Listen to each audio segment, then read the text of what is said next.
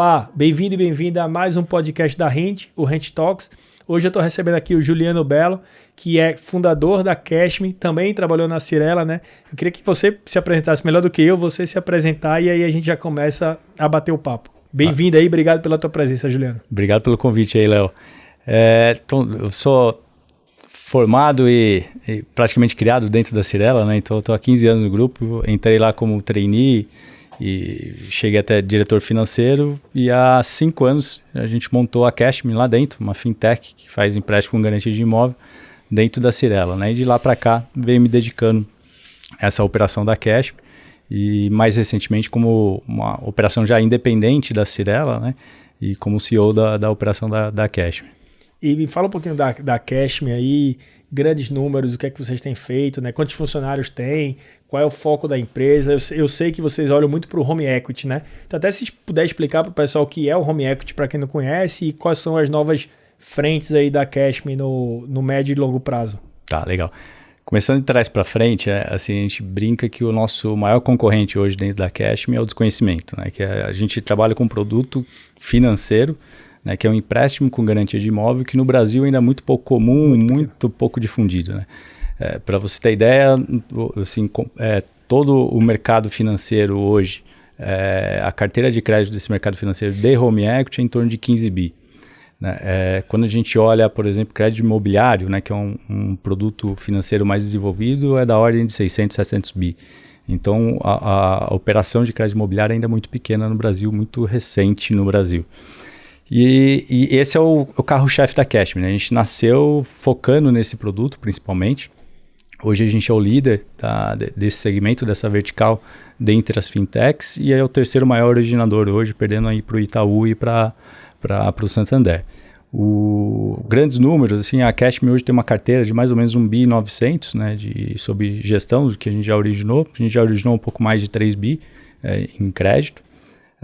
Tem em torno aí de 300 colaboradores dedicados para a Cashme e o produto principal é o home equity. A gente tem outros produtos financeiros lá dentro, até que derivam do home equity, mas o carro forte, o carro-chefe nosso é o home equity. Né? Tem uma outra linha de produto que a gente tem, que é o crédito para condomínio. A gente faz empréstimo para os condomínios, né? E o condomínio utiliza esse recurso para fazer uma melhoria de fachada, uma modernização de elevador, instalação de placa de energia solar, tanto condomínio horizontal quanto condomínio vertical. Né? Os condomínios horizontais normalmente utilizam esse recurso para fazer instalação de placa de energia solar para reduzir a economia ter a economia de energia. Né? Então, praticamente qualquer economia que ele tem de energia, ele paga a parcela de financiamento dos equipamentos dele.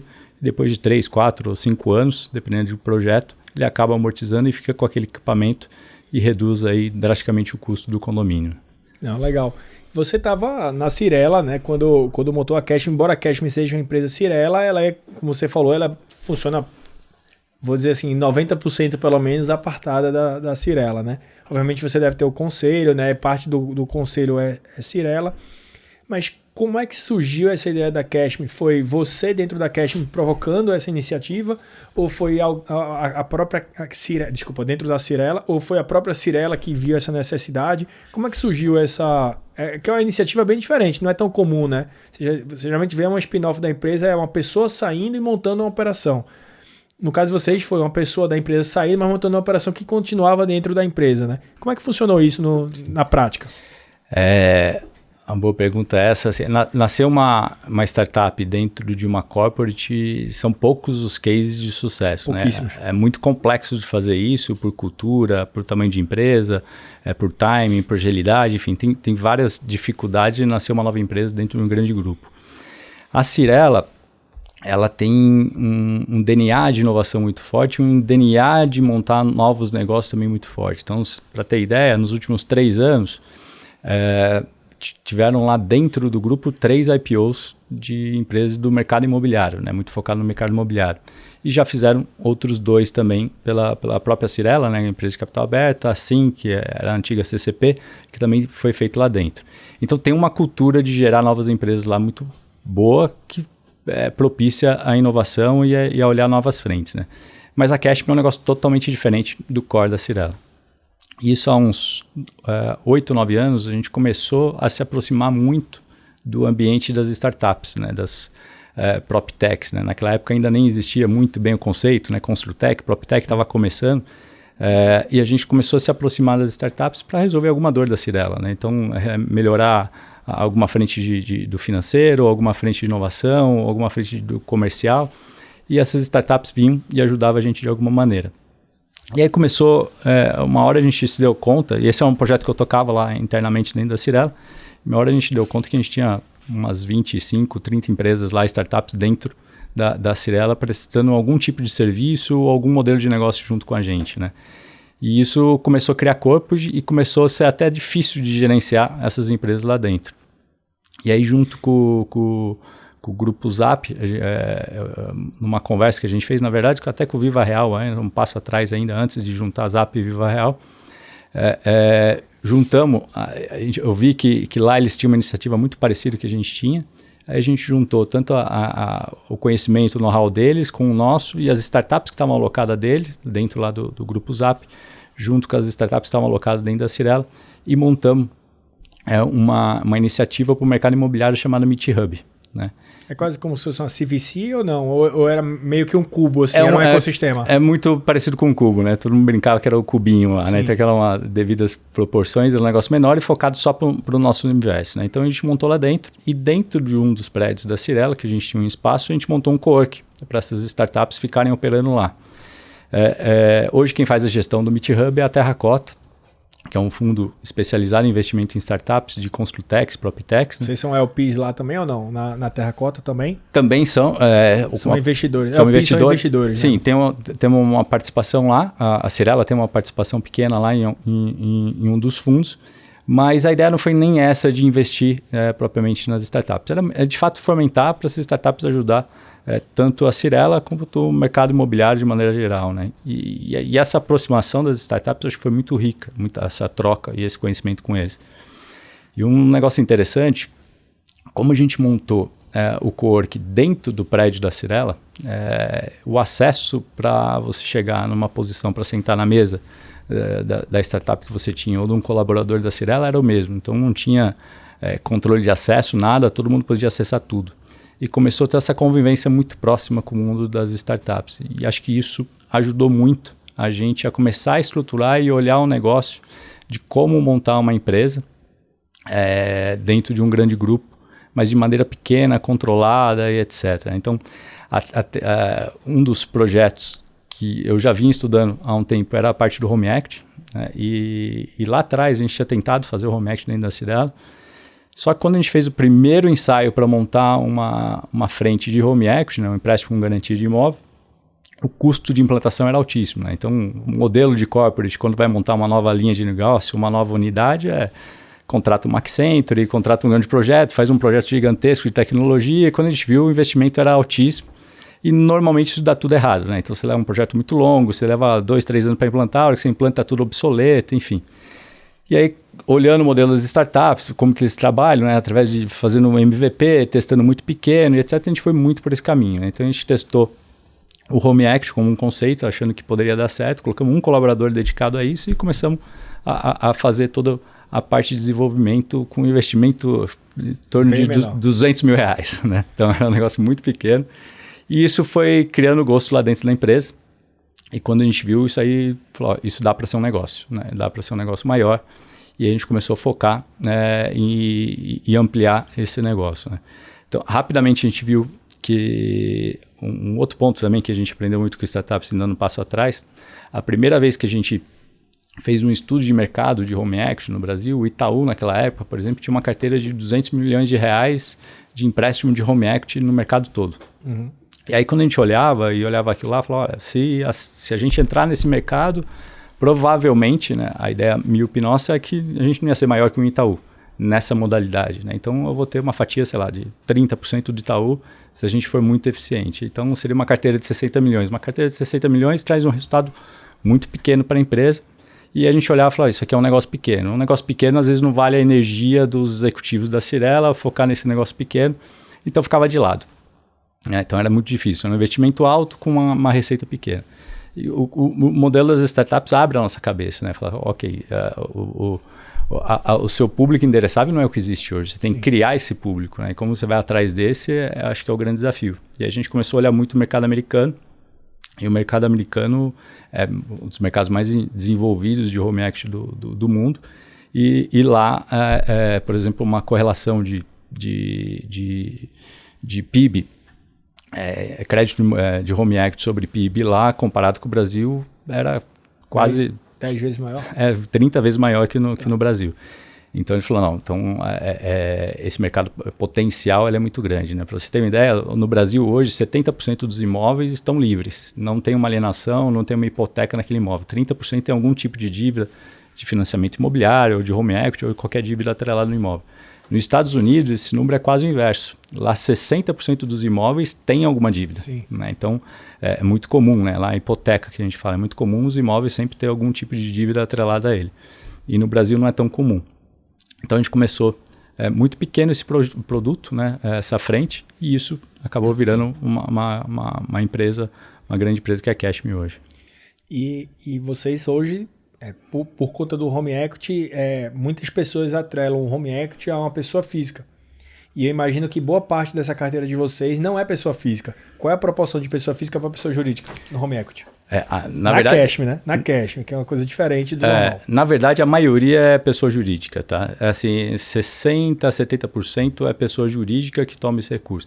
Ele toma na pessoa física, né? Mas a destinação do recurso é para pessoa jurídica, né? Então, normalmente, qual que é o modelo do home equity, né? A gente faz uma dívida atrelada ao imóvel dele, então como tem uma garantia sólida, a gente consegue ter 3 fatores ali que é importante. Dá um valor de empréstimo alto, né? Que geralmente fica em torno ali de 50%, entre 40% e 60% do valor do imóvel. O prazo para ele pagar é um prazo longo, vai de 120, 240 meses, e a taxa de juros geralmente é uma taxa menor, porque o risco ele é menor porque tem um colateral muito bom, né? Tem uma garantia muito boa por trás. Então isso, quando o empresário normal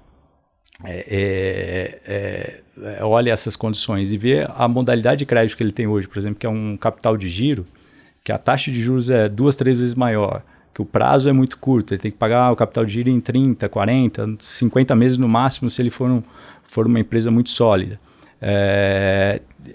Isso onera muito a parcela que ele tem que pagar, né? O comprometimento de caixa dele é muito alto, a taxa de juros é altíssima, então é muito difícil, né? Quando ele consegue esse crédito, é muito difícil viabilizar. Então o home equity é uma solução muito boa para esse empresário, né? Ele acaba substituindo o capital de giro que ele tem hoje por uma dívida de longo prazo mais saudável.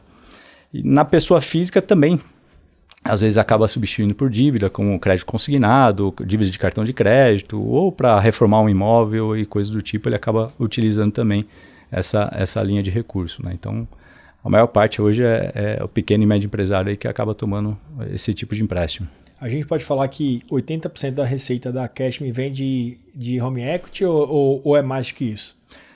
Aproximadamente isso, então até um pouco mais do que isso hoje, né, dessa principal linha de produto nosso que é o home equity. A gente até diversificou um pouco mais no passado e acho que foi até um pouco de aprendizado nosso, né? Então quando a gente monta uma empresa e começa a dar certo, às vezes a gente é picado ali as oportunidades. As oportunidades, né? Então a gente acha que se a gente fez uma linha certa, pode fazer 2, 3, 4, e aí acho que é o principal erro que a gente cometeu também é de você começar a perder o foco no que você consegue fazer a diferença e o que você consegue mudar o mercado, né? Então, por exemplo, se a gente entrar numa linha de crédito consignado, que a gente até estudou e começou a gastar energia nisso e entrou, é um produto tão diferente do nosso, que a gente estava gastando uma energia tão grande para aprender, para trazer know-how, para nos proteger de segurança, etc., que a empresa inteira, boa parte da energia da empresa está sendo dedicada a um projeto desse, e aí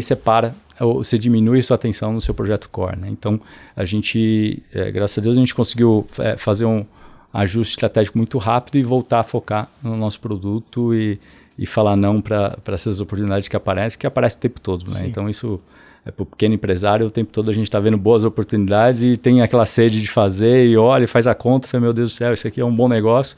Mas focar no que de fato você faz a diferença, no que você pode ser relevante e você pode fazer uma mudança no mercado, eu acho que isso é o principal para dar certo no longo prazo, né? E os outros, talvez aí próximo de 20%, são projetos que vocês olham mais como um piloto para tentar expandir, ou é alguma coisa que não vai passar muito disso, né? Por exemplo, vou falar aqui do que a gente fala muito aqui, que é loteamento, né? Vocês têm algumas operações de loteamento. São coisas que vocês querem expandir ou coisas que vocês não é bem o foco da empresa? Vamos lá. Dentro do Home Equity, a gente tem algumas linhas que a gente abre que, por exemplo, a gente faz algumas operações com lote em garantia. Isso a gente já opera, tanto para pessoa física quanto para pessoa jurídica. Então, ele tem um lote dentro de um condomínio, a gente pega esse lote em garantia. É aquele lote quitado, né? Aquele pode ser quitado, ele pode ter alguma dívida, mas ele precisa pagar essa dívida para pegar o recurso. Entendi. Então, um lote, por exemplo, eventualmente de 300 mil reais, ele tem 50 mil de dívida e vai pegar mais 100 mil, 150 mil com a gente. Parte disso é para quitar. Parte disso vai para quitar e o resto entra livre na conta dele, né? Então, esse tipo de operação a gente faz. A operação também para ele construir a casa dele ou terminar a construção da casa dele em um loteamento. Então, essa é uma linha de produto também que a gente está se especializando bastante. A gente foi um dos primeiros a soltar esse produto no mercado. A gente é o líder nesse produto também. É um produto que a gente gosta bastante, mas a gente focou num nicho muito específico que é alta renda, tá? Então, são imóveis, depois de concluído, acima de R$1 milhão, a gente entra com esse financiamento, tanto da obra, do zero, né, e vai fazendo a liberação em tranches, conforme a evolução da casa dele, quanto uma casa, às vezes, com 50%, 60%, 70% de obra executada. Então, é um produto que a gente tem feito. Agora, com foco no loteador, especificamente, a gente já trabalhou, a gente já fez alguns tipos de operação como essa, a gente ainda faz, mas como você disse, ainda é muito no piloto, muito no teste, é um tipo de operação que ainda a gente não entrou de cabeça e no curto prazo provavelmente a gente não vai focar nesse tipo de produto. Mas geralmente são cheques maiores também, né? Quando você olha no B2B para loteamento, você geralmente faz uma operação bem maior, né? Aí são cheques maiores, são cheques de 7, 8, 10, até, sei lá, 30 milhões de reais. A gente acaba fazendo. Então, tem operações maiores, tanto para loteamento quanto para incorporador, né? No Brasil é muito difícil de operar por vários fatores, né? Então, esses dois mercados, tanto o mercado de loteamento quanto o mercado de incorporação, e aí acho que até um ponto aqui até para os seus ouvintes, né, para tomar bastante cuidado, os loteadores experientes ou os incorporadores experientes, funciona muito parecido.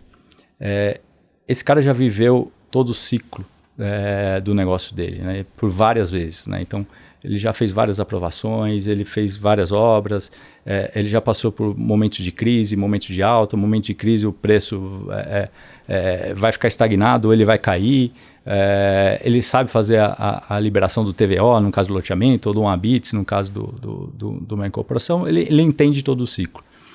Só que, por ser um mercado que a barreira de entrada ela é muito baixa, você precisa, teoricamente, de pouco capital para começar a operar, enfim, tem muitos pequenos entrantes entrando o tempo todo, né, nesse tipo de operação. E aí acho que tá muito risco, né? Hoje a gente vê até vendedores de curso falando, com R$0 você consegue construir uma casa e ganhar X milhões. Ou fazer renda passiva contínua de loteamento. Tem outra com zero que você consegue aprovar e ter uma renda passiva de 40, 50 mil reais. Então começa a entrar um monte de gente que às vezes não entende, não tem o know-how e não vivenciou esse ciclo inteiro. E é um negócio de alto risco, né? É comum a gente ver obras paralisadas por Ministério Público. É comum a gente ver obras que não foram concluídas e não conseguiram dar contrapartida para a prefeitura e a prefeitura embarga a sua obra. É comum você estourar uma obra em 20%, 30% porque você não orçou direito ou tinha alguns itens. Enfim, é comum ter ação de clientes entrando pedindo algum tipo de indenização por atraso ou por alguma coisa que ele discorda no contrato. Então, ter esse know-how, ter esse conhecimento e viver esse ciclo todo é muito importante, né? Então, é algo que a gente alerta que esse mercado não é simples, né? Não é para amador, tem que ser cada vez mais profissional operando. Dá para um cara começar do zero? Sem dúvida nenhuma, dá, mas assim, a gente até aconselha que tenha bastante capital ou se associe a quem entende todo o ciclo, porque não é fácil, né? Envolve vidas, envolve ali pessoas com sonhos, né, que estão comprando, os compradores, etc. A complexidade de aprovação, você conhece melhor que ninguém, é alta, né? A complexidade para fazer uma venda, para fazer a entrega, a execução da obra também é muito alta. Então, é um negócio com um risco muito alto. E dentro desse risco muito alto, a gente na Cashme, a gente não tem ainda esse know-how para conseguir nos dedicar e nos dar segurança que esse loteamento é um bom loteamento para a gente entrar, que esse loteador é um cara sólido, consistente, etc. Então, a gente ainda não focou nessa frente muito por conta disso, sabe? Então, por ainda não ter essa segurança dentro de casa para a gente começar a operar esse produto em mais escala. Eu estava escutando você falar e vieram várias coisas na cabeça aqui, né? E aqui, na política de crédito da gente, uma das coisas é que a gente não é que a gente não pega o cliente, né? O loteador que é marinheiro de primeira viagem. Óbvio que ele entra para nossa solução, a gente ajuda com a cobrança, a gente ajuda com a parte contratual, de legalização, etc. Estruturação de crédito, mas dentro dos fundos que a gente não é gere, mas que a gente administra ali de uma certa forma, a gente não pega, a política de crédito da gente não permite a gente pegar um loteador de primeira viagem. E é exatamente por isso, porque muitas vezes você tem um loteador que é o loteador... Existem os loteadores profissionais, são poucos no Brasil, tem muitos obviamente, mas com qualidade, governança, gestão e etc. não são muitos. Eles representam uma fatia muito grande do ponto de vista de VGV, mas no número de CNPJs são poucos, né? Holdings. Sim. Agora, existe uma fatia muito grande de loteadores que são os loteadores que não são profissionais, é o cara que tem um terreno e aquele terreno ali ele viu uma oportunidade de fatiar e vender, ele está muito pouco preocupado com o longo prazo daquilo ali, ele está, eu vendi, é o renda passiva. É o renda passiva. E hoje mesmo eu entrevistei alguns loteadores que eles falavam muito disso, da importância do urbanismo, dos bairros inteligentes, do master plan, de você pensar naquele bairro ali como um bairro que daqui a 50 anos vai existir e que ali não pode ter trânsito, ali tem que ter qualidade de vida, as pessoas têm que fazer as coisas de forma praticamente andando também, não pega carro, poluição, né? Você dirigir carros aqui em São Paulo é uma loucura. Você quer ir para qualquer lugar, você veio para cá, você demorou quanto tempo para vir para cá? 40 minutos? 40 minutos para dar 5 quilômetros. Para dar 5 quilômetros. Eu também vou voltar para Faria Lima, vai dar 40 minutos depois quando a gente terminar aqui. Então, poluição, etc. Então, cada vez pensar de forma mais de longo prazo. E o loteador, fatiador de terra, a gente não vai deixar de investir por conta disso, mas porque esse cara tem uma probabilidade de quebrar muito maior. Ele não vai saber como aprovar um projeto, então muitas vezes ele lança o projeto sem poder lançar, não está aprovado no ambiental, que é coisa grave, ele não vai saber se capitalizar, se ele não tiver dinheiro, recurso próprio, ele não vai conseguir pegar de ninguém, nem talvez Friends and Family, nem isso ele vai conseguir. Então tem vários desafios que parecem óbvios, né, para o cara que está vendendo o curso, mas é zero óbvio no dia a dia. A gente vê também as dificuldades regionais, por exemplo, um grande loteador querendo ir go national, né? Ele quer ir para outros estados, etc. Geralmente dá errado. Todo mundo que foi muito, geograficamente falando, foi muito amplo, ele voltou atrás, algumas casinhas atrás, inclusive incorporadoras, né? Acho que é um desafio até da empresa Cirela foi uma delas. Pois é, Cirela e outras grandes que foram muito, cresceram muito para fora de São Paulo ou de suas cidades natais, tiveram problema. O loteamento é tão ruim quanto ou pior, né? Então, tudo isso faz com que a gente também tenha um certo receio. O que a gente gosta do bom loteador, que tem boas teses, boa governança, boa gestão, etc., mas que ele esteja inserido, por exemplo, está agora com o Irineu da BLD. BLD, todos os empreendimentos, ele deve ter, 10 empreendimentos, todos em Fortaleza e região. Então, é um cara que sabe... Quando vai falar com a prefeitura, sabe com quem está falando, sabe quais são as dificuldades da cidade, sabe tudo ali, sabe onde a demanda tem, para onde a cidade está crescendo e tal. Então, eu acho que esse deve ser um desafio para vocês também, ir para o mercado de loteamento, embora vocês gostem muito. Eu lembro que, não sei se a gente vai precisar cortar aqui ou não, mas há um tempo atrás a gente se falou, e vocês estavam iniciando um projeto de loteamento, né? E aí terminou, por conta da crise, etc., deu uma parada, mas vocês tinham esse interesse de ir para... abrir mais um pouquinho o mercado de loteamento, né? Depois voltaram umas casinhas atrás, né? Mas É um grande desafio, né? Sem dúvida. E é um pouco da questão do foco. É um mercado que a gente gosta, é um mercado que a gente acha que falta players relevantes aí de crédito para ajudar de fato a transformar esse mercado, né? Os bancos praticamente não olham para isso, né? Então e é muita asset, etc., que acaba entrando, e aí para o loteador é um modelo muito ruim, porque quase toda a rentabilidade do trabalho dele ali fica na mão dessas assets. Então, assim, é um modelo muito difícil para o loteador. Mais uma vez, por isso que ele precisa ser muito bem estruturado hoje, né? Para não ficar refém nesses momentos. Então, mas a gente não conseguiu, até a crise, etc., a gente resolveu focar para o nosso core e voltar um passo atrás. Possivelmente no futuro a gente pode entrar novamente nesse mercado. Novamente não, mas entrar de cabeça, né? Porque a gente só fez piloto até agora. Deu certo os pilotos, não perdemos dinheiro, a gente fez certinho, os loteadores conseguiram entregar suas obras, mas não é algo que hoje nos dá confiança de fazer no modelo de escala. Mas podcast que nem vocês estão fazendo, de colocar gente técnica, a gente conhece como faz um crédito, como faz uma aprovação, isso aqui é muito importante, essa comunicação, informação, praticamente a gente não tem isso no mercado imobiliário, né? E quando tem, às vezes é só com um viés especulativo, né? Então, entra aqui que você vai ficar rico, isso não acontece, né? Pode acontecer eventualmente em um negócio que você faz, num momento que tudo ventou a favor. E o mercado imobiliário, como os demais mercados, e o mercado imobiliário é até pior, né? Tanto loteamento quanto sazonal. É muito sazonal. E quando o vento venta contra, é muito contra, né? Então, quando o vento a favor no mercado de maneira geral... É difícil já, né? Imagina quando não já é muito difícil, exatamente. Então, e vai ter, não adianta, vai ter crise, vai ter queda de preço, vai ter estouro de obra.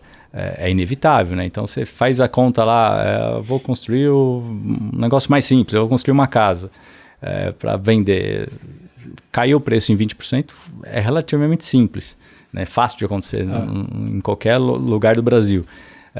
Subir a sua obra em 20% também é relativamente simples, né? Você estourar uma obra num ciclo às vezes de 18, 20 meses aí, em 20%. E aí, sei lá, a obra é 50% do seu preço, 10% aqui, 20% ali, acabou o seu lucro, né? Então, não é simples. Eu presenciei isso na pessoa física, né? Eu fui fazer uma reforma numa casa que eu tenho, na segunda moradia, né? Cara, eu comecei a obra, o cimento tava, sei lá, R$18 o saco de cimento. Daqui a pouco o saco, logo depois, bateu 30. Caramba, assim, em poucos meses, assim, subiu absurdo, né? E imagina isso eu tô falando na pessoa física, imagina isso em larga escala numa incorporação vertical, por exemplo, que é extremamente dependente de... Porque, se eu não me engano, aí você pode até confirmar para mim esses números, mas na incorporação vertical, o custo de obra representa ali 60% a 70% do valor do VGV total. No loteamento, 25%, 30%, né? Depende. No loteamento é mais ou menos isso. No vertical, ele muda muito, depende do padrão. Então, quando você vai para um econômico mais próximo do Minha Casa Minha Vida, chega a isso aí, 55%, 60% do VGV, né, que a gente fala do preço total ali daquele empreendimento, é obra. Quando você vai para o luxo, às vezes fica em torno de 20%, 25% do preço total. Caramba! Porque aí o terreno pesa muito. Então, por exemplo, se for fazendo aqui na Faria Lima, um terreno normalmente vai custar entre 45% e 50% do preço do total, né, nessa região de mais de alto luxo. E aí a obra é 20%, 25%, e aí despesa de marketing, impostos, etc. Pega os outros 25% aí, a lucratividade do incorporador. Então, depende muito do padrão. Mas vai aí de 25% a 50%, 60%, dependendo do padrão da obra. Então, é muito distinto. E na Cyrela a gente opera em todas as faixas, né? Então, opera do Minha Casa Minha Vida, né? com algumas bandeiras, e opera no alto luxo, né? Com empreendimentos de altíssimo padrão. Então, o custo de obra ali, representado sobre o preço de venda, ele varia muito de acordo com o padrão da obra.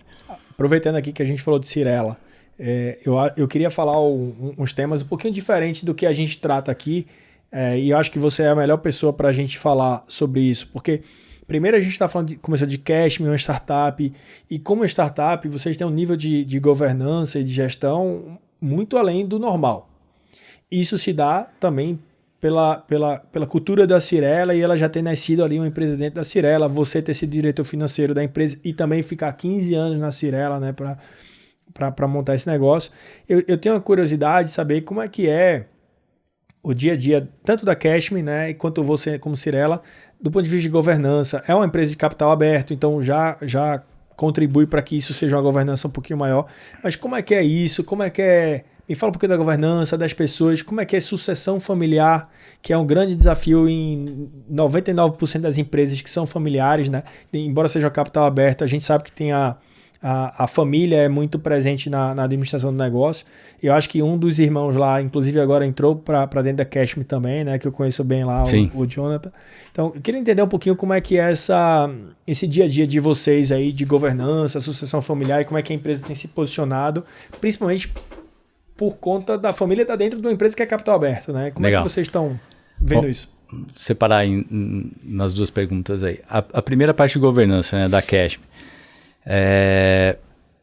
Isso acho que é um dos resultados que deu certo dentro da Cashme. A gente conseguiu separar muito em alguns momentos da Cashme. Então, quando a Cashme nasceu,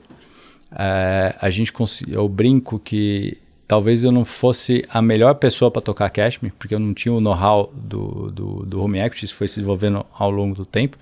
Então, teria, sei lá, dezenas de executivos de mercado que a gente poderia trazer para criar a Cashme dentro da Cyrela, que iam ter mais conhecimento de Home Equity do que eu. Mas provavelmente não teria dado certo.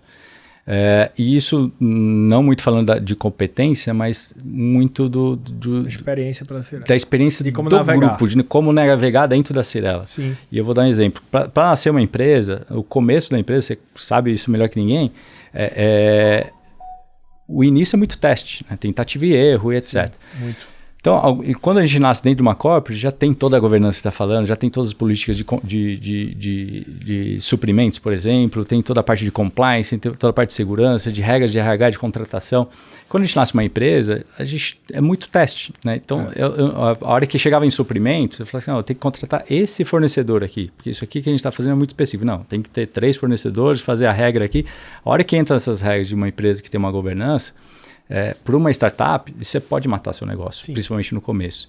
A hora que ia contratar um cara de crédito para cash, o salário dele tinha que ser igual ao do cara de crédito da Cyrela, porque senão ia dar risco trabalhista. Ele falou, não, mas é um negócio diferente, meu concorrente é o Itaú. O Itaú paga muito mais do que a Gafisa paga, que é o concorrente da Cyrela, por uma operação de crédito. Então o salário tem que ser diferente. Né? O modelo é diferente, a responsabilidade, o histórico é completamente diferente um do outro. Então isso...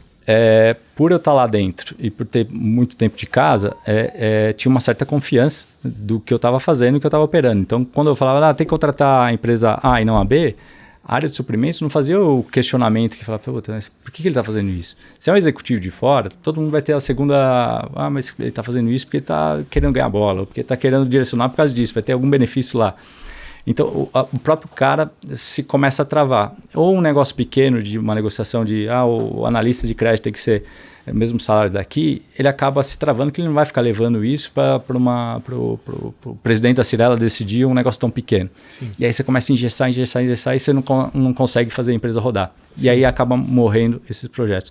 Então, a maioria das empresas, até que a gente viu, que eram grandes corpos, que tinha essas iniciativas dentro, a gente viu que o maior erro era trazer um executivo de fora para tocar esse projeto. Uhum.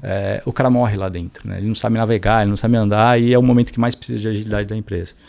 Depois a Cashme, quando ela foi crescendo, aí a governança começou a vir. Aí hoje a gente brinca que assim, tudo que a gente tinha daquela agilidade no começo e que era às vezes um grande diferencial da Cashme para ser rápido, para se adaptar, para desenvolver novas soluções, etc., a gente foi perdendo no tempo, né? E aí a gente foi começando a ter um nível de governança muito maior. Hoje a gente o que é natural, né? O que é natural. Mas também já está consolidado, né? A gente já tem a nossa originação, a gente já tem os diferenciais de mercado, a gente já conseguiu ocupar nosso espaço, então agora a governança acaba nos ajudando também e nos protegendo, então, que é muito importante. E uma empresa pequena, quando você erra, você perde pouco dinheiro. Uma empresa do tamanho da Cashme hoje, quando você erra, você pode perder muito dinheiro. Então, a governança tem que ter, e tem que ter muito forte. Então, hoje, a governança da Cashme, ela é muito forte. A gente presta conta para o conselho da Cyrela, com uma rotina grande, e o padrão de governança é muito semelhante ao que a gente tem na Cyrela hoje em dia. A questão familiar, eu acho que ela... no caso, assim, a maior parte dos casos que a gente vê são muito parecidos, né, que tem na Cyrela, os casos de sucesso, né, que a gente acaba vendo, Os três hoje, né? Então tem o Efraim e o Rafa, que são os co-presidentes da Cyrela, e tem o Jonathan agora que tá vindo para a Cashme, que está começando na Cashme. Os três praticamente nasceram e foram criados dentro da Cyrela. Então o ambiente da Cyrela para esses três foi desde o berço, né? Então eles viveram isso, os fins de semana deles visitavam um plantão. Então o conhecimento e o know-how deles de mercado imobiliário é algo fora de série. Assim, tanto o Rafa quanto o Efraim que tocam a Cyrela, hoje, para mim, sem dúvida nenhuma, são as pessoas mais capacitadas que tem no mercado imobiliário para tocar uma empresa, comparando com os executivos das outras empresas, que eu conheço muitos, assim, eles são muito preparados e são muito complementares. Então, nesse quesito, eu só vejo pontos a favor. E a visão deles é muito de longo prazo, né? Então, muito, assim, é um negócio impressionante como que eles prezam pelo cliente, prezam pelo longo prazo da Cyrela. De fato, o Dr. Eli fala que construiu uma empresa para viver 1000 anos, e isso lá está na veia de todo mundo. E prezam muito, mas muito pelo acionista minoritário, pensando no pequeno investidor da Cyrela, né? Então, tudo que a gente vai fazer, mas isso a gente está favorecendo o minoritário, tá? Então, podemos ir. Não está favorecendo, então não, temos que discutir mais, temos que achar um outro caminho. Então, isso é levado muito a sério pela família. E embaixo é ultra profissionalizado. Então, os diretores que estão embaixo já são profissionais de mercado que estão lá, então não tem mais nada ambiente familiar a não ser os três ali dentro da empresa que são ultra capacitados. E o Jonathan também veio para a Cashme em pouco tempo. Que ele está contribuindo para o nosso negócio é algo surreal. Assim, ultra preparado, super inteligente. Você teve a oportunidade de conhecer. Acho que eu conheci ele em 2020, eu acho.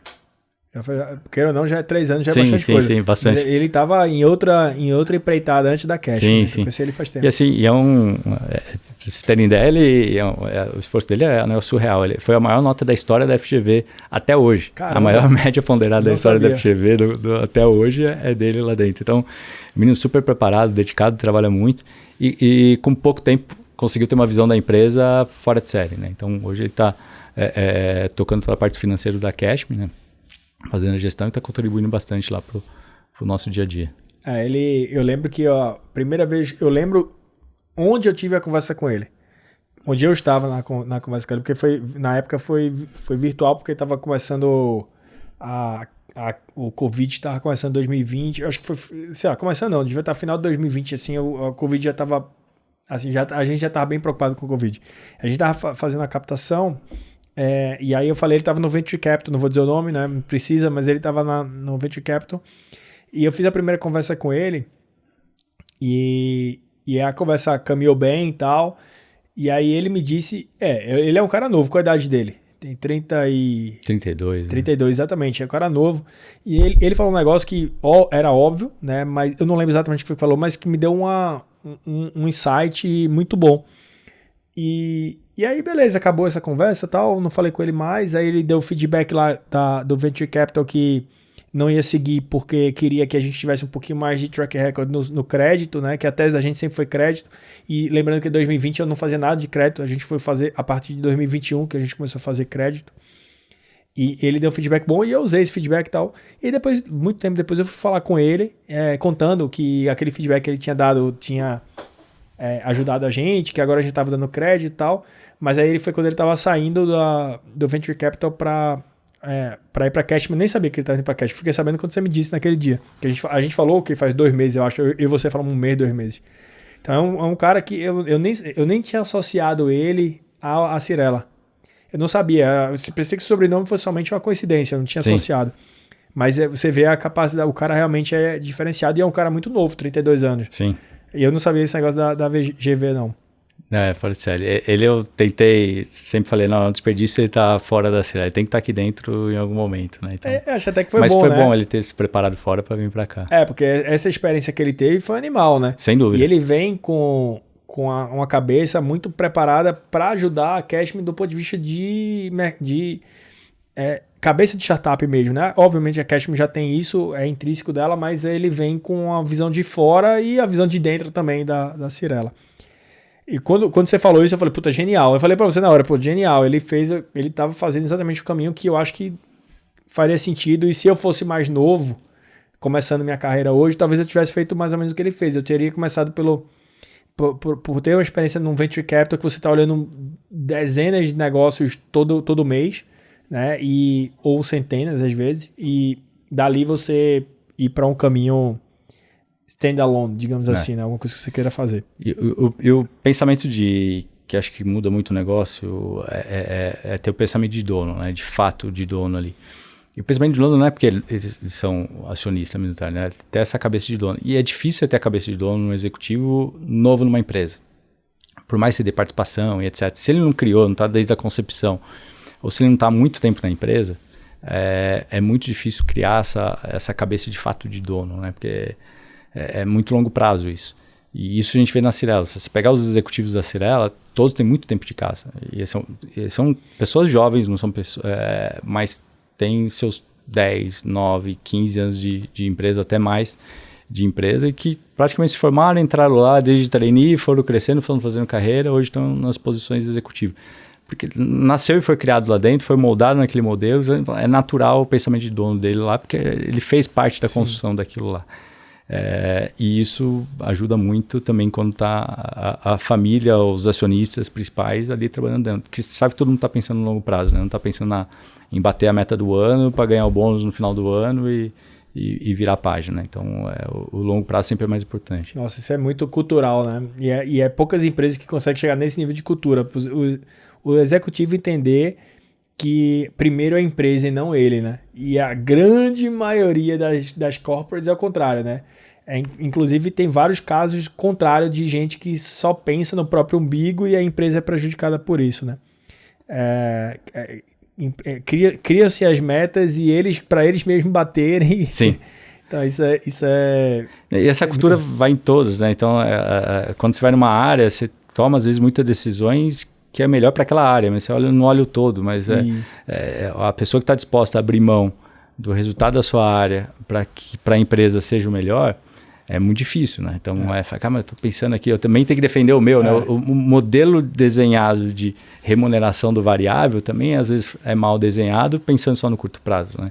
Então, ele fala, eu vou abrir mão do meu bônus, do meu salário, da minha família, do meu conforto, faz sentido isso. Então, esse desenho tem que ser muito bem construído para estar ligado com a empresa no longo prazo, né? É certo ou não, lá na empresa, a meta ela é muito mais da empresa do que, então, sei lá, 70%, 80% da meta da empresa. Se você não bateu a meta da empresa, meu amigo, a empresa não deu resultado, nem pede, porque você pode fazer uma maravilha na tua área, mas a empresa não foi. Agora, quando as duas coisas acontecem muito bem, aí meritocracia pura, assim, esses caras...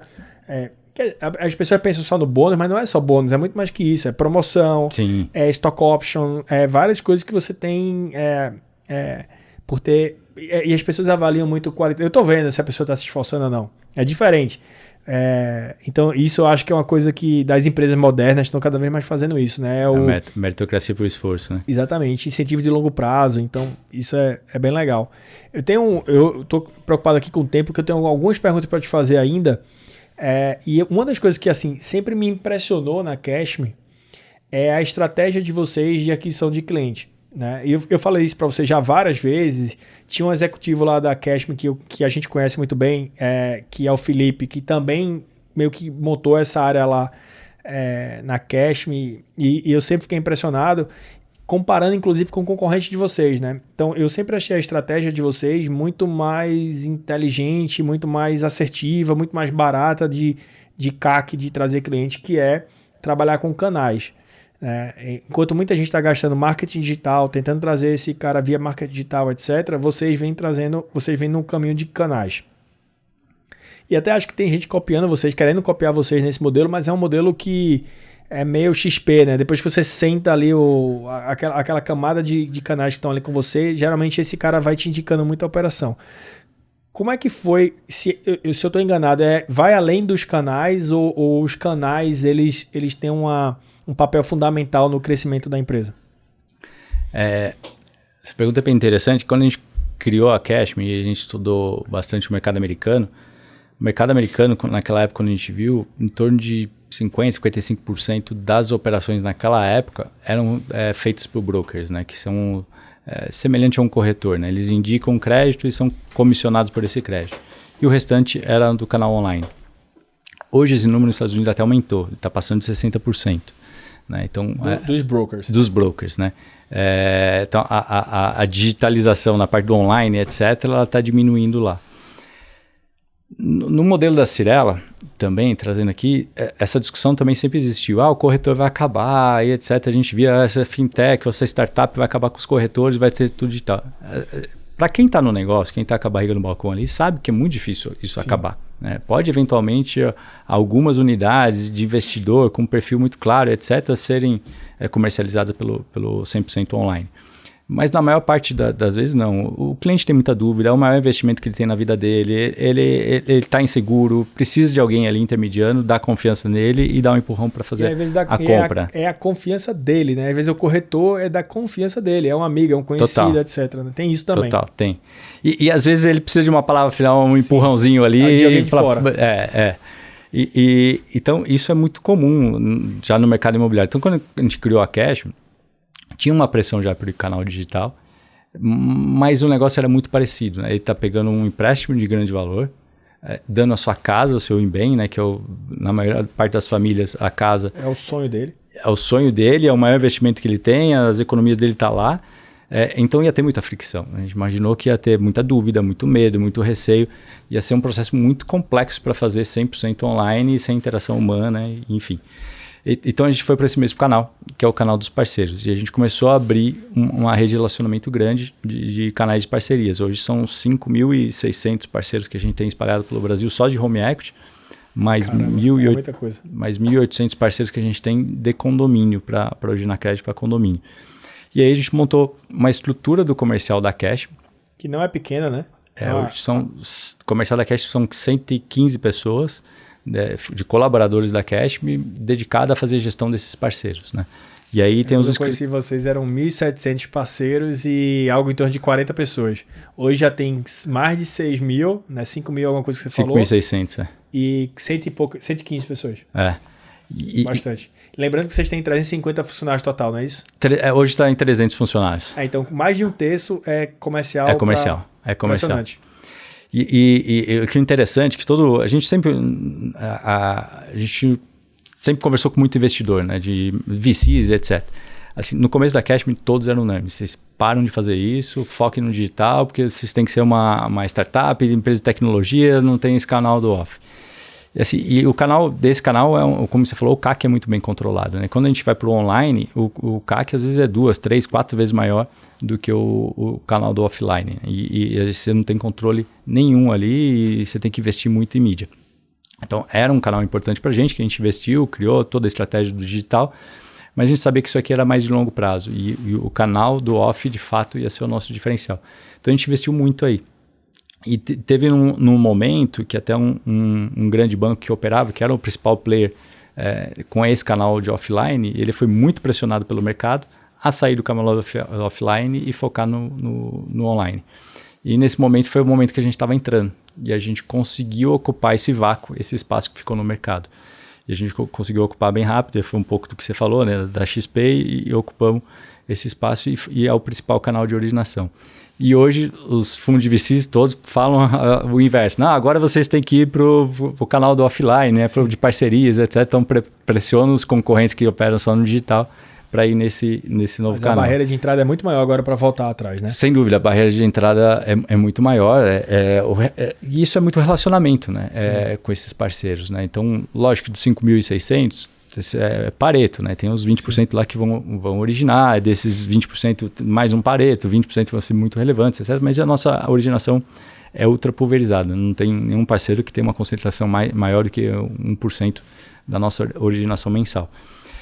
E essa relação de confiança com o parceiro, nossa, com ele é muito forte, né? Que desde o começo a gente falou, não, você é o nosso foco, a gente vai te dar todo o suporte, a gente vai estar com você e você é o nosso aliado para fazer esse negócio dar certo. E a gente construiu junto, dando todo esse suporte para ele. Então, e esse é um pouco do nosso DNA lá dentro. E algumas frentes, outras, falam assim, isso aqui é o mal necessário, eu preciso ter esse cara, chama de pastinha, chama de não sei o quê. Então, trata, os bancos normalmente tratavam como... Um mero correspondente bancário que... Exato, né? E, esse cara vai me fraudar, esse cara vai me ferrar, esse cara é bandido, só quer comissão, enfim. Então, o jeito de tratar ele diferencia, né? Então, isso você começa a gerar uma relação de longo prazo, que é a mesma coisa no mercado imobiliário também, né? Dos corretores que trabalham para você, geralmente nas houses, nas empresas hoje, a house da Cyrela, por exemplo, 90% das vendas que a Cyrela faz é pela house, é pela empresa de vendas da Cyrela. Então, isso foi construído com o tempo.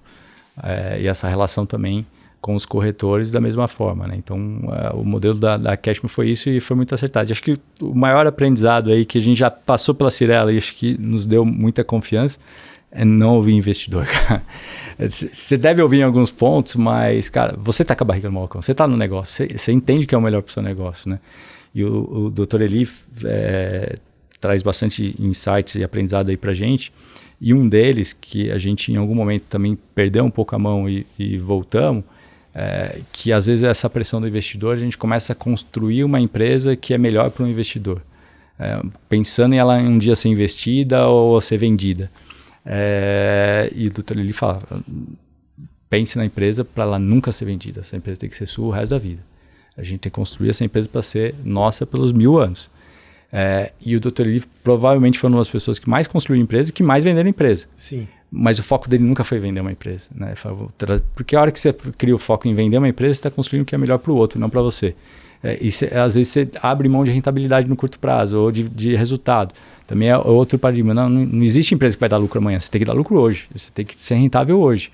Amanhã não existe. Se você não é rentável hoje, você não paga a conta para amanhã. Então, é outra pressão também que isso também nos ajudou a crescer um passo de cada vez. Em algum momento a gente acelerou isso demais, até não, vamos investir mais para crescer e pensando na rentabilidade de amanhã, a gente seguramos, não, vamos voltar a ser rentável hoje e crescer mais devagar e com o caixa que a gente vai gerando, a gente vai crescendo no longo prazo. É muito mais sustentável, faz muito menos besteira e às vezes a gente fica aquele medo, não, mas se eu não crescer rápido, o concorrente vai lá e vai ocupar meu espaço, né? Então, entrando vários novos entrantes aí, eu vou ficar de fora. Boa parte de todos os novos entrantes que a gente viu que entraram, eles ficaram pelo caminho. Sim. Né? Então, isso também vai te dando uma segurança que você está fazendo a coisa certa no longo prazo. Né? Então, assim, foram vários concorrentes que a gente viu que ficaram pelo caminho. Né? Então, é difícil tracionar a empresa. Né? No começo, às vezes dá tudo certo, você consegue, aí quando você vai dar o próximo passo, acabou faltando funding, ou entra numa crise, ou não teve a parte de segurança suficiente, ou foram muito agressivos em vendas, enfim. É muito difícil você conciliar tudo isso no longo prazo. Né? E você falou do Dr. Eli aí, é bom também você ter um oráculo para você se consultar, né? Porque o Dr. Eli, ele já é um cara, não é só uma pessoa de idade e muita experiência, como também é um dos maiores empresários do Brasil, né? Do mundo, né? Sim. Então, poder ter acesso a se consultar e pedir uma palavra de sabedoria é um negócio legal, né? Acho que para vocês também que têm acesso a ele, é uma satisfação muito grande estar trabalhando com ele no dia a dia, uma inspiração muito grande também, né? Acho que pouca gente sabe, mas talvez até ele, acho que não sabe isso, a gente estava pensando outro dia, ele talvez é um dos executivos do Brasil que mais fez IPO no Brasil, de empresas que ele tinha participação direta ou indireta investindo nessas empresas. Então, assim que a gente contou, pelo menos 7 empresas de investimento direto dele que fizeram IPO no Brasil. Então, venderia 2 músicas no Fantástico facilmente. Fácil, e nunca foi foco, né? Assim, o foco era crescer, montar uma empresa para ser... resolver uma dor e ser rentável, né? Então é outra coisa que bate muito, né? Às vezes querem associar, porque ele é um dos maiores filântropos do Brasil, é um dos caras que mais doa na pessoa física no Brasil, e às vezes ficam dissociando isso de falar isso, a empresa às vezes não é rentável porque ele é filântropo, ao contrário, né? Eu tenho que ser muito rentável para ser filântropo. Para ser filântropo, né? Que é para fazer doação, então eu preciso ter lucro para doar. E isso vai um pouquinho além do assim, as pessoas podem julgar e falar o que quiser, porque atrapalha a PJ ou não, mas isso é um nível de talvez até de vida cristã, né? de vida, ele é muito religioso, né? De devolver isso para a comunidade, para dar para as pessoas, isso é um negócio que muita gente fala, mas na prática ninguém faz, né? E ele é um cara que efetivamente faz e ele não conta isso com vantagem, né? Você vê que ele é super, hiper, mega low profile, né? Ele não fala muito. Então, isso é uma coisa que eu também não sabia, que ele era tão, assim, ativo, assim, socialmente falando, e a gente passa a admirar ainda mais ele por essa...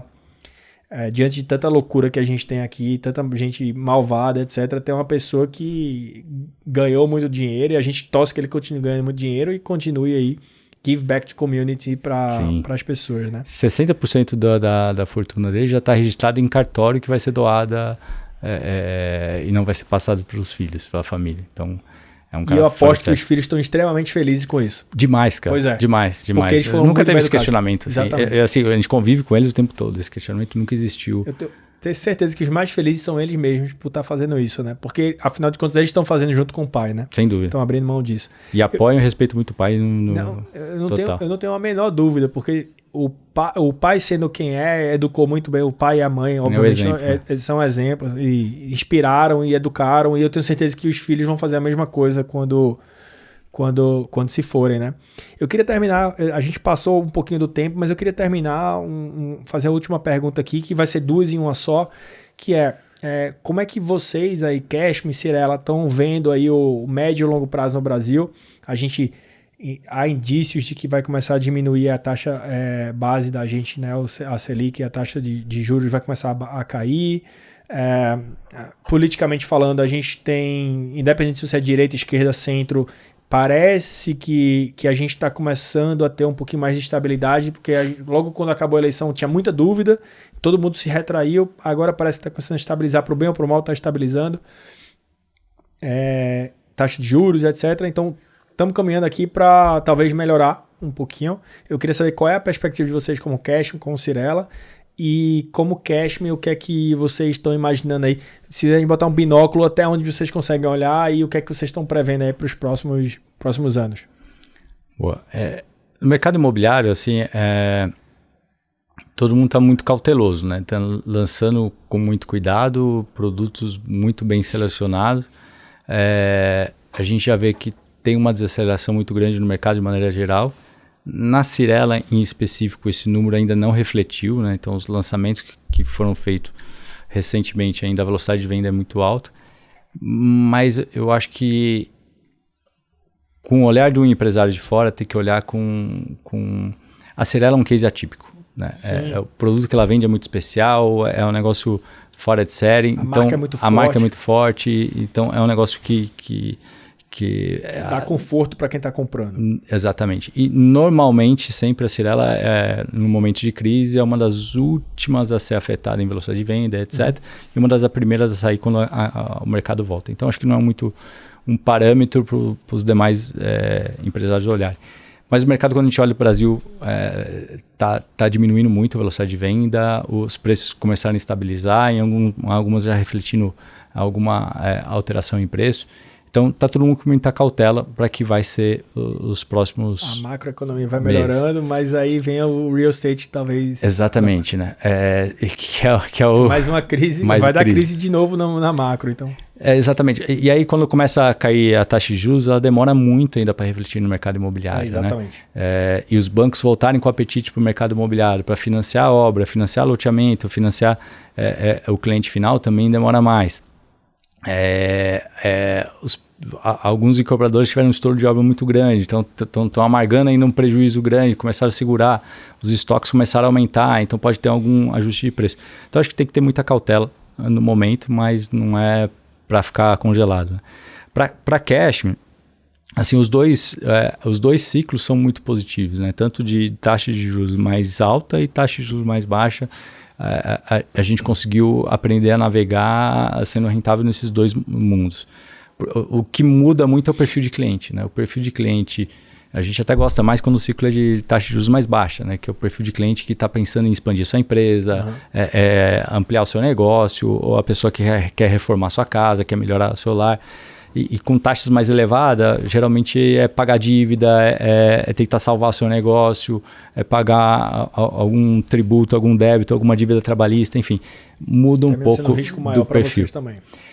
O risco, a gente olha com muito cuidado a parte de crédito e capacidade de pagamento. Então, a questão do risco e inadimplência, a gente não vê uma grande diferença em os dois públicos, né? Que a gente trabalha. E tem um colateral muito sólido por trás, que a gente tem um know-how bom para conseguir avaliar isso e avaliar rapidamente com uma segurança boa na garantia. E valor de venda forçada também, né? A garantia é em cima de uma venda forçada. Então vocês realmente executam e vendem rápido, provavelmente. São pouquíssimos casos que chegam até esse momento, tá? Então, assim, é menos de 0,2%, 0,3% dos clientes em algum momento vai chegar com default desse. Então, é muito pouco, tá? Porque assim, a gente tenta salvar todo jeito aquele bem, né? E o empréstimo que a gente faz, a gente olha duas coisas. A capacidade de pagamento dele a gente leva muito a sério e a gente tenta não estrangular ele no máximo valor que ele pode tomar ali sobre o valor do imóvel. Então, às vezes é 40%, a média do nosso LTV ali do valor de empréstimo sobre o valor do imóvel, hoje está em 43%, né? Então, o cliente com alguma dor de barriga que ele tem ali, ele consegue vender o imóvel, ele consegue ter um pouco mais de prazo para pagar e etc. Então, o home equity é muito saudável, que é diferente às vezes do crédito imobiliário, que ele toma um valor muito alto, às vezes 80%, 90% do valor do imóvel, aí caiu 10% do preço do imóvel, a dívida dele praticamente é o valor do imóvel, ele deixa de pagar, né? Então aí vai para leilão. No home equity é mais difícil, né? Isso é um pouco mais seguro. E a gente foi aprendendo também a conceder crédito no tempo. Então, para a gente prefere o cenário de fato, taxas de juros caindo, etc., porque o público que a gente atende é um público que a gente vê que o Brasil está crescendo, né? Está evoluindo, sim, etc. É um ambiente diferente, né, do que a gente tem visto hoje, que é geralmente o cara tentando salvar o seu negócio. Muito bom. Juliano, eu queria te agradecer aqui. Eu sei o quão difícil é para você participar do momento desse, 1 hora, 40 minutos para ir, 40 para voltar, 1 hora aqui com a gente. Queria te agradecer muito a tua disponibilidade, a tua parceria. Eu acho que quando a gente se conheceu, deve fazer próximo de 2 anos, não sei, alguma coisa parecida com isso. E de lá para cá a gente tem sempre falado, trocando ideia e conversando. E para mim é sempre um prazer e um aprendizado estar falando contigo. Então, te agradecer por tudo isso, né? Não somente esse podcast, é somente um agradecimento dos vários que eu tenho para você. Então, obrigado pelo teu tempo. Queria deixar aí um espaço para caso você queira mandar uma mensagem para alguém, um beijo para Xuxa, alguma coisa aqui. Aproveita aí um minutinho e depois eu já encerro aqui com o pessoal.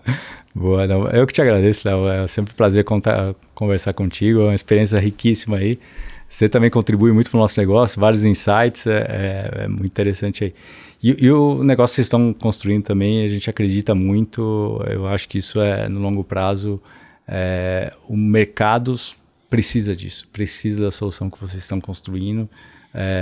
Eu não tenho dúvida nenhuma que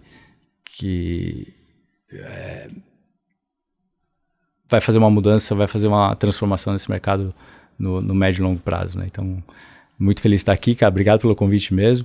Deixar um beijo aí, deixar um grande beijo para minha esposa aí, meus filhos, a família. Você é romântico também. Ontem foi Dia dos Pais, foi um dia incrível.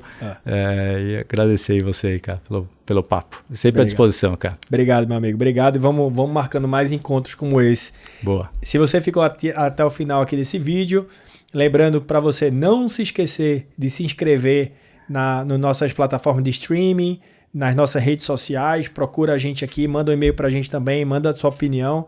E obrigado por ter participado até o final e até a próxima. Valeu, gente. Tchau, tchau.